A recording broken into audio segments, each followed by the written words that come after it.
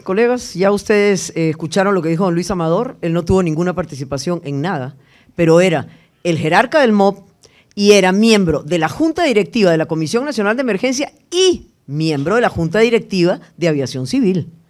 Entonces, el acuerdo del arreglo de la pista del aeropuerto de Liberia se tomó por unanimidad, es decir, con el aval, con la firma y con el respaldo del ministro Amador, que ahora se quiere quitar el tiro. Y les quiero aclarar que yo en ningún momento bajé corriendo. Yo estoy aquí en la asamblea hoy desde las 7 de la mañana por si quieren verificar mi hora de ingreso y simple y sencillamente decidí bajar a hacerle algunas preguntas interesantes que el señor Amador se negó a contestar. A mí me parece que don Luis hoy toma una posición muy cómoda. Lo que quiere contestar lo contesta. Cuando se le hacen preguntas incómodas simplemente se refiere a que está judicializado y evita referirse al tema. Entonces, viene con una posición, debo decirlo, me parece de campaña, para efectos de desprestigiar también el honor de un gobierno que está trabajando por y para el pueblo costarricense y que él necesita dar un golpe para efectos de poder sobresalir de alguna forma desde la perspectiva política. Y eso no se vale. ¿Cualquier pregunta? Una consulta. De Noticias Televisión, él se refiere a que él nunca se quiso alinear a lo que le solicitaba el presidente de la República y que por eso es que es despedido, específicamente por esto, porque en la mañana dijo que no fue por lo de DECRA, entonces por consiguiente es por esto, por lo de la pista de Liberia. ¿Qué piensa usted de estas declaraciones de don Luis Amador? Que son absolutamente falsas. A ver, ¿qué significa no quererme alinear? El presidente estaba preguntando que por qué le habían asignado la licitación a la empresa más cara, que por qué. Y Luis Amador nunca le pudo dar una respuesta técnica. Además, alguno de los colegas le hizo una pregunta que me pareció interesantísimo. Si usted creía que eso era antiético, si usted recibió presiones, qué raro, no renunció, esperó a que el presidente lo quitara. ¿Por qué? ¿De ahí? Si a uno lo obligan, en teoría, a hacer algo contra la ética, perdón, lo que corresponde es renunciar, no quedarse en el puesto y esperar a que lo quiten. Así que además le falta el respeto a todos sus ex compañeros del gabinete diciendo que todos son títeres del presidente Chávez. Yo creo que ustedes han sido testigos de la cantidad de veces que yo he disentido del presidente Chávez. Y seguimos siendo personas cercanas. Él es una persona que escucha, capaz de reconocer sus errores, de aceptar las críticas y la gente sigue adelante. Y les garantizo que hay muchos miembros del gabinete que no concuerdan 100% con el presidente Chávez y ahí están. Ah, sí, pero Amador sí estaba buscando alguno de esos titiriteros para que lo fueran a acompañar en la campaña política. Sería bueno que ustedes le preguntaran ministro por ministro a ver a quiénes él les ofreció una diputación, un ministerio o una embajada para que lo acompañaran en su proyecto político. Muy interesante. Quiere decir que le gusta trabajar con títeres. ¿Hay alguna otra pregunta de algún medio de comunicación?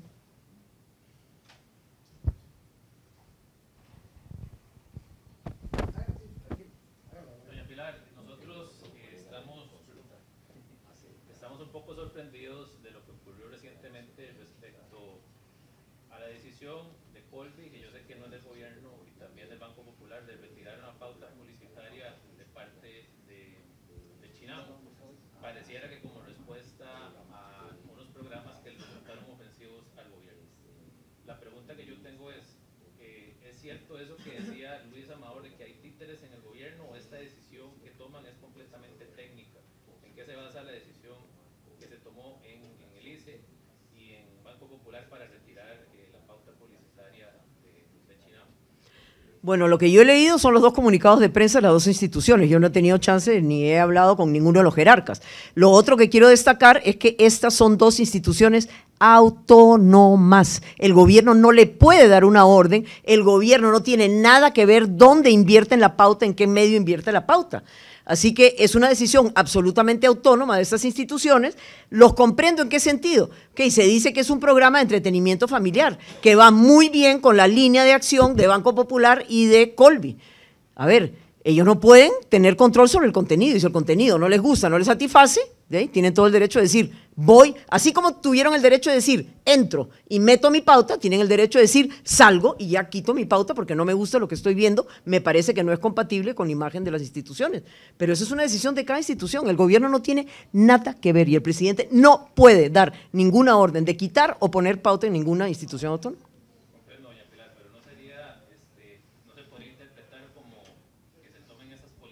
Como un amedrentamiento a los medios de prensa que critiquen al gobierno, como Yo sé que son autónomas, pero creo que se podría interpretar de esa manera. Mire, primero yo creo que los periodistas debemos hablar con hechos y no con interpretaciones. Y dos, igual ellos decidieron libremente meter la pauta en medios que son abiertamente hostiles al gobierno, como Teletica, ¿o no? Abiertamente hostil. Si hubiera sido una línea de gobierno, desde el principio no meten ahí la pauta. Metieron, si no me equivoco, cada una como 48, 50 millones de colones. Entonces, esa es la mejor demostración de que son absolutamente autónomos dónde quiero meter mi plata y por qué. Y el gobierno no tiene nada que ver en eso. Si hubiera sido decisión de gobierno, digo yo, no hubieran metido ni un 5 ahí. Habían dos escenarios, que no hablara del todo, que se hiciera un pronunciamiento y no hablara del todo, pero vieron ustedes y vieron los costarricenses que sí hubo una apertura de parte de don Luis, no a todos, pero a algunos les contestó, no de forma extensa, pero por lo menos extrajimos información importante, ¿verdad? Si me pregunta a mí, en resumen, ¿qué absorbí y qué puedo decirle a ustedes como prensa, Costa Rica, para lo que se viene en el proceso de investigación? Pensábamos que íbamos cerrando con él, pero ustedes vieron que se abrieron algunos actores que no teníamos ubicados, ¿verdad? Si ustedes me preguntan a mí me deja dudas las actuaciones de don Luis, lo tengo que decir claramente, me dejan dudas. ¿Por qué? Porque él dice, mire, yo no tuve nada que ver, era el ministro, lo dijeron algunos diputados acá, era el ministro, él firmó el decreto, si no estaba tan de acuerdo, ¿por qué firmó el decreto? Yo le pregunté, ¿lo embarcaron? No me contestó, se abstuvo. Hubo presiones, no nos contestó. Entonces, pero cuando usted firma el decreto, cuando usted sabe que en el CNE, en la Comisión Nacional de Emergencia, él no tiene injerencia, pero dice que ahí fue donde se gestó todo, pero cuando echamos un poquito para atrás, y yo no sé si todos entienden el debido proceso, pero eso salió de Aviación Civil, que era el rector del aeropuerto, ahí se hace una serie de informes que luego dice que se alteran los informes, lo dicen los ingenieros de adentro, lo dicen los ingenieros, dicen, nos cambiaron lo que decía, ya no dice esto, dice otra cosa, y eso justificaba el nexo causal y adicionalmente justificaba por qué en la pista había un deterioro de la vida útil, por ejemplo. Luego subimos a la Comisión de Emergencias y ahí reciben esa información, esa es la base teórica, técnica y ¿verdad? Que genera toda la información para el decreto. Entonces a mí, en esa parte tengo que decirles que me quedan dudas, sí coincido con él, y lo hace bien, mete al CNC como un actor, ¿verdad? Repito, él no se podía desligar, pero en sí hay detalles que se dan dentro del proceso de la Comisión Nacional de Emergencias, donde él habla de un abogado, no recuerdo el apellido, creo que era Mora Castro, donde dice que ese abogado era de la Comisión Nacional de Emergencias, que tuvo que ver con toda la justificación del plan que ahí se manejaba, y cuando digo el plan era el documento, era el plan, no sé el nombre ahora, perdón, era el plan de desarrollo del proyecto. En ese plan de desarrollo, el señor dice, miren, ese abogado fue el gestor de todo eso, y en ese plan se recoge toda la información de abajo, que viene de Aviación Civil, termina estando en ese documento, se dice en un informe que ustedes tienen acceso y nosotros leímos, de que no había información suficiente para poder decir que había la causalidad de ese efecto de Boni, pero se sigue avanzando y el ministro también está informando, y la presión en la Comisión Nacional de Emergencias, que habíamos dicho que era mucho del ministro, ahora tiene nuevos actores, según el ministro Amador. Entonces, esa parte queremos realmente revisarla. Y por último, me parece a mí, y se los digo con mucha claridad, el presidente Chávez tiene que hacer una serie de aclaraciones, y ustedes como prensa deberían buscar esas respuestas. Él dice que habían presiones indebidas del mandatario. Él lo dice así, tal cual. Impropia fue la palabra que usó, ¿se acuerdan? Segundo, dijo que en esas presiones habían intereses de colocar a Pedregal con el tema del precio. Acuérdense que cuando usted hace una licitación, usted tiene tiempo, precio y costo y experiencia. Todo eso es un solo paquete. Entonces, muchas veces habría que ver entonces qué pasó de previo cuando se definió el cartel, pero lo quitan por un famoso traje a la medida, y el presidente habla de Pedregal, y habla de Pedregal, y habla de Pedregal. No hablo yo, habla el presidente, y don Luis Amador dice que ahí hay detalles de intereses de parte del presidente de la República. Y al final él dice también que lo quita por un capricho, que el presidente lo quita por un capricho. Entonces, ¿es por un capricho o por una actuación? Por una actuación que estuvo mal. Entonces, me parece a mí que hoy tenemos más información, creo que el caso sigue avanzando, está judicializado, está clarísimo, está judicializado, es un caso país porque es la ventana más importante de turismo en Guanacaste, que se cierra, se abre por un desorden administrativo y terminamos teniendo un proceso arriba en un exministro y en un presidente que termina no uniendo cabos para poder uno decir, ah no, la obra fue fluida, la obra fue transparente, la obra fue fácil de ejecutar. ¿Por conveniencia de quién? De ustedes, los costarricenses. Entonces a mí me parece que por ahí hay mucho que responderle a Costa Rica y esta investigación no terminó en show. Ustedes vieron que yo lo controlé la relación entre doña Pilar y don Francisco y algunos compañeros y les dije, mire, bajemos. Y eso creo que después de una tarde extensa, una mañana larga, nos genera información importante. Don Danilo. Sí, buenas tardes, don Luis Diego. Iba con una pregunta, pero usted me la cambió al final, con lo que dijo. Se la cambié, no, yo no se la cambié. Sí, me cambié el movimiento. Ya. Usted dice que el presidente debiera dar explicaciones sobre ciertas cosas. Usted mismo sabe lo difícil que es acceder al presidente. Es decir, usted sabe más que yo. Así es, eso quería que no lo reconociera, que no es fácil. Respuestas, solo una pregunta cada 15, 22 días, cuando se puede, respuestas cortas ahora de 1 minuto, etcétera. ¿Qué mecanismo existiría para que el presidente aclarara esas cosas? Claro, el tema está judicializado, de acuerdo, y ya se le hará comparecer, pero ¿qué mecanismos ustedes valoran? No sé si hacerlo, traer aquí, pero sí valorar cómo explicar todo eso que les dejó a ustedes las dudas después de Luis Amador esta tarde. Es que vamos a ver, los que pusieron al presidente, y gracias por la pregunta, don Danilo, los que pusieron al presidente de la República a liderar como máximo gerente o líder son los costarricenses. Nosotros vemos las dudas. El que cayó otorga, ¿verdad? Ese es el primer mensaje, el que cayó otorga. Entonces esperaríamos que con la firmeza que hace algunas apreciaciones, también haga las respuestas correspondientes, pero que sean transparentes y claras, que sean fuertes. No hemos pensado en traerlo, no me suena de momento, tendría que ser una conversación con la comisión, pero no lo he valorado y creo que no sería una buena opción. Creo que nos volveríamos aquí un desgaste más que un proceso de obtener respuestas. Sí podría ser una posibilidad mandarle una consulta desde la comisión por escrito y veríamos si les responde, ¿verdad? Gracias. Con gusto. Diego, a la orden. En la comparecencia se escuchó en algún momento que usted le preguntaba a don Luis Amador si este gobierno le había dado continuidad a obras del pasado. Me pareció que no fue muy concreto, no muy conciso en su respuesta, pero dijo que pensaba básicamente lo mismo. Usted, como experto en el tema de construcción y obra pública, ¿considera que este gobierno ha sido, por así decirlo, muy bombeta en anunciar obras del pasado como que fueran nuevas obras, cuando en realidad se han simplemente dado continuidad a obras de los gobiernos anteriores? ¿O sí se visualiza que hay obra pública nueva?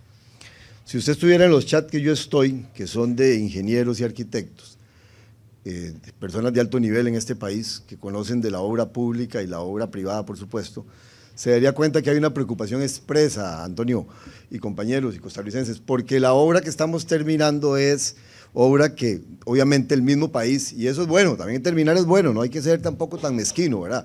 La obra se está terminando, es cierre, circunvalación, algunos puentes Baileys, algunos proyectos de recuperación. El otro día escuché que la gente estaba preocupada por un puente en Atenas y el presidente dijo que no iba y el ministro también.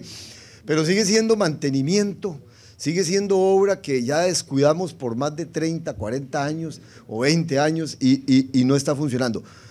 Acuérdense que yo he insistido desde el día 1 en que hay que tener herramientas, y el gobierno, por eso le pregunté que si él hablaba de sus diputados. Yo he sido insistente de que él señala a los diputados, el presidente de la República, a todos, pero no se acuerda que tiene 8, nosotros somos 5, ellos son 8, pero yo estoy a punto de aprobar la ley de expropiaciones y avalada hasta por doña Pilar y el grupo de diputados de ellos, la ley de alianzas público-privadas, que es para que ahora que ellos dicen que no hay recursos, no pueden priorizar urgencias que ya no son prioridad, ya son emergencias, tengan recursos. Y lo más importante, en esos proyectos de ley que presentamos nosotros, Antonio y compañeros, lo que hace es potenciar, exigir y apurar lo que tiene que ver con portafolios de proyecto. ¿Qué es eso? Eso es un término tal vez muy técnico, es si yo tengo que ver en qué voy a hacer en 50 años, en 40, en 30, en 20 o en 10, yo me soco la faja como gobierno y no lo están haciendo. Ustedes no saben qué proyectos se trabajan desde la formulación, desde la gestación, desde que uno se le hace una idea aquí arriba y lo empieza a hacer en una servilleta, por decirlo de la peor manera. este gobierno sigue señalando a todos, los que obviamente hay detalles que estoy de acuerdo, que se hicieron mal, pero hacia adelante yo no estoy viendo una visión integral. Entonces, la pregunta a él, tal vez yo creo que no, lo saqué de su estado de aeropuerto y lo metí en obra país, pero la respuesta de él fue clara, él dijo, yo no veo mucho, ¿verdad? No veo tanto. Y lo que se está terminando es lo que estaba más que previsto en otras administraciones. Esto no es un tema de crítica, esto es un tema de ponernos y decir que el Rodrigo Chávez ponga en la lista de proyectos del 2025, en su lista de motivaciones, que en el 25 le exija a su gente hacer un portafolio de proyectos de largo plazo. Y aquí estamos nosotros resolviéndoselos. Se lo estamos resolviendo con la ley de expropiaciones, se lo estamos resolviendo con la ley de alianzas público-privadas, con la modificación de la ley de contratación pública, que no la agarró ningún diputado de gobierno, la agarramos nosotros, la resolvimos, porque esa es la herramienta que usa para tenernos así amarrados muchas veces hasta la Contraloría General de la República, que hay que mejorar sus herramientas, que es la ley de contratación, la ley general de administración pública. Entonces, me parece a mí que él sí fue claro, pero creo que la tengo más clara yo que el mismo Luis Amador. Bueno, muchas gracias. Bueno, como ustedes pudieron ver, don Luis Amador dio una amplia manifestación que es un resumen de todo lo que él ya indicó en la declaración indagatoria en la Fiscalía desde septiembre. Es importante comprender que Luis Amador, por respeto a esa investigación que se encuentra en trámite, es que no puede contestar a la gran mayoría y no pudo contestar a la gran mayoría de preguntas que se le hacen precisamente porque es un caso judicializado, no por no querer responder. Él respondió ampliamente por espacio de muchas horas en la Fiscalía y eso es importante entenderlo porque lamentablemente existen algunos señores diputados, no son todos, pero sí algunos que parecen no haber entendido el día de hoy el derecho de abstención y lo que eso implica y que es una necesidad que tiene que respetar Luis para respetar un proceso que esté judicializado. Entonces eso fue lo que sucedió aquí. Ustedes pudieron ver que lamentablemente, y debo decirlo como es, la señora diputada Pilar Cisneros pues bajó corriendo a la comparecencia en el momento en que Luis Amador dio una manifestación.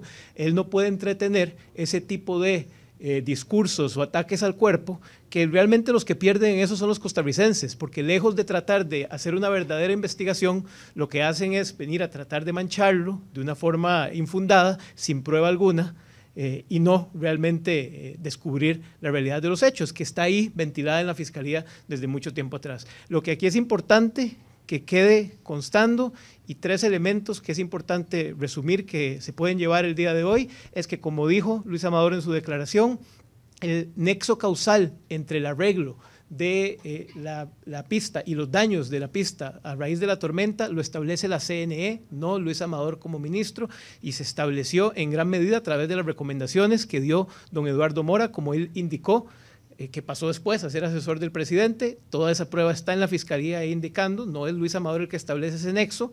Como segundo punto, que el plan de inversión no es estructurado por Luis Amador, quien simplemente se limita a ver si el presupuesto alcanza para ese plan de inversión, pero no es él quien lo estructura, es también la CNE y también la Dirección General de Aviación Civil en conjunto con la CNE.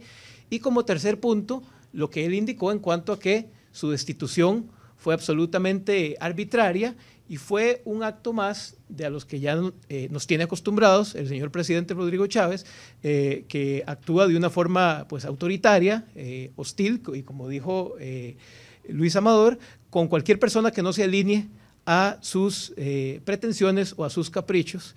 Y este proceso que existe, tanto con la denuncia de presidencia como todo este caso, es un acto revanchista en contra de Luis Amador simplemente por no haber sido alineado. Entonces, esas circunstancias no solo las dijo él aquí, sino que se han venido ventilando en la Fiscalía, en donde él declaró ampliamente. Entonces, eso es lo que podemos decir en este momento.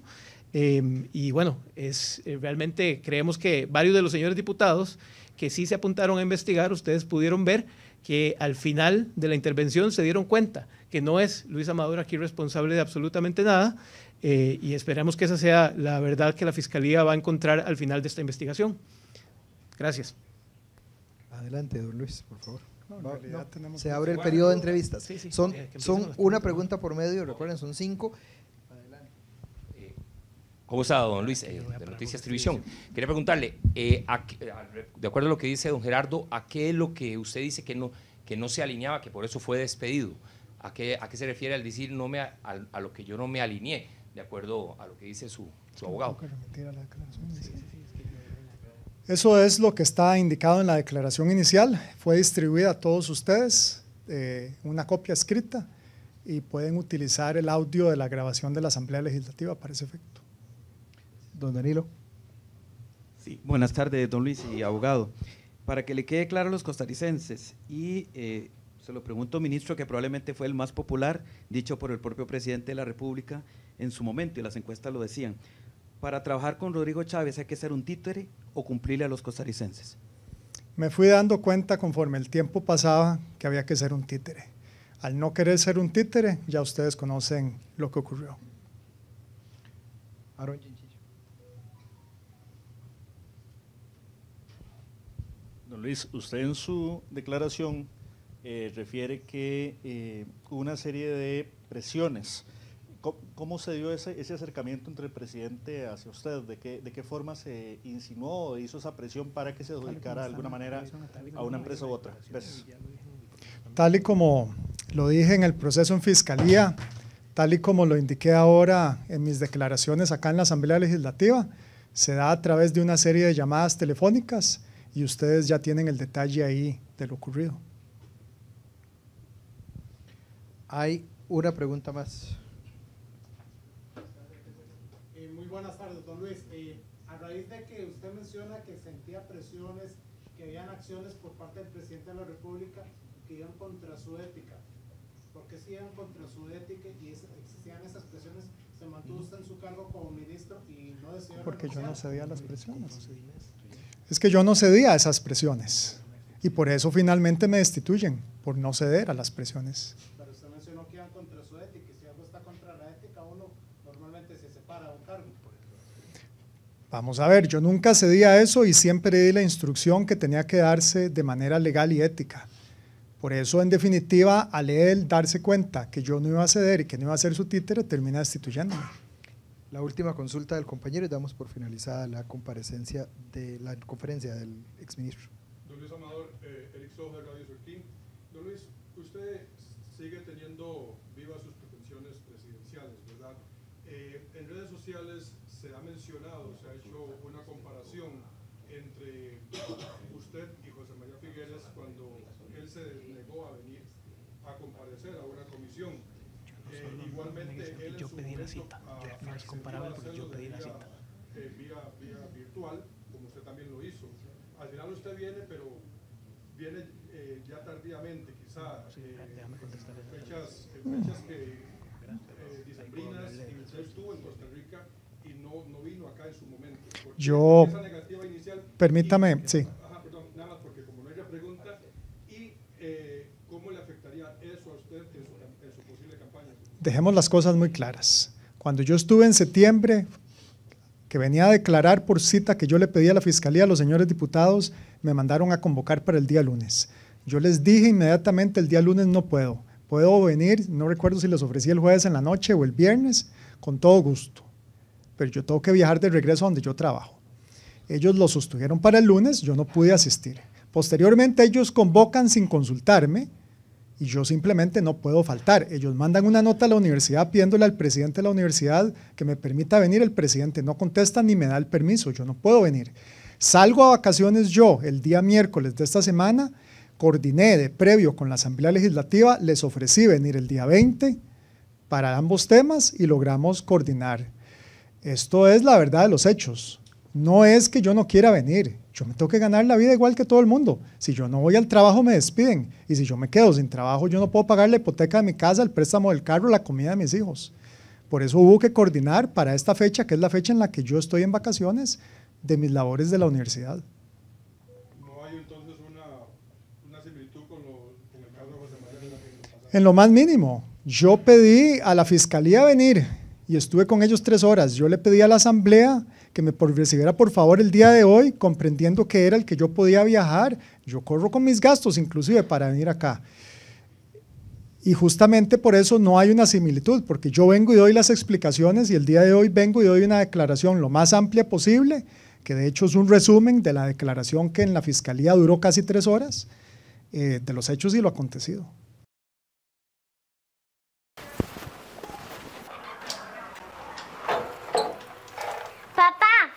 ¿Sabías que lavar el carro con la manguera gasta mucha agua? Mejor usa este balde. Al ahorrar agua, usted cuida su bolsillo.